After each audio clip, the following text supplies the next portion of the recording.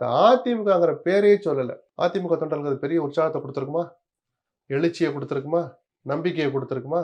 இல்ல. அதனால தான் அது பலவீனம்னு நான் சொன்னேன். குறிப்பா பிஜேபிக்கு அது நல்லதில்ல. நீங்க எத்தன தொகுதியில போட்டியிட்டாலும், அந்த தொகுதிகள்ல மட்டுமாவது அதிமுககாரன் மௌனமா இருப்பானா? உற்சாகத்த குறைச்சுக்குவானா? இல்ல பாஞ்சுகிட்டு வந்து உங்களுக்கு வேலை செய்வாங்களா? இந்த குறைஞ்சபட்ச புரிதல் ஏன் பிஜேபிக்கு இல்லாம போச்சுன்னு எனக்கு தெரியல. எந்த வகையிலயும் இது அதிமுக தொண்டரை சந்தோஷப்படுத்தாது. அதே மேடையில நடந்த இன்னொரு நிகழ்ச்சி உற்சாகத்த தர்ற மாரி ஒண்ணு நடந்தது. தினகரனும், எடப்பாடியும் அப்படியே கொஞ்சம் கிட்டத்தட்ட என்ன சொல்றது? அண்ணா, பழசெல்லாம் தம்பின்னு பேசிக்கிட்ட மாரி நக்கலுக்காக சொல்லல. ஏன்னா இந்த காட்சிய இது ஒரு சங்கடமாக இருந்தாலும் இந்த சங்கடத்த அந்த 2 பேரும் ஒரு நாள் கடந்து தான் ஆகணும்.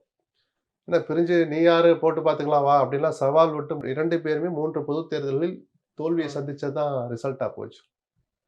அவர்கள் எதிர்பார்த்த வெற்றி அவர்கள் யாருக்குமே கிடைக்காத போது, இனியும் பிரிஞ்சிருந்தா நல்லதில்ல. குறைஞ்சபட்சம் ஓரணியில் சேராமல் இருந்தால் நல்லதில்ல. அப்படின்னு அந்த புள்ளிக்கு வந்திருக்கிறாங்க.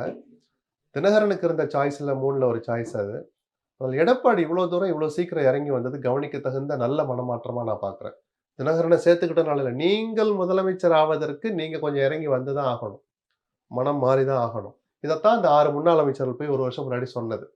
அப்படி ஒரு சந்திப்பே நடக்கலைன்னுலாம் சொன்னார்ல. சந்திப்பு நடந்தது நிஜம். அந்த சந்திப்பு இதுக்காக தான் நடந்துச்சு.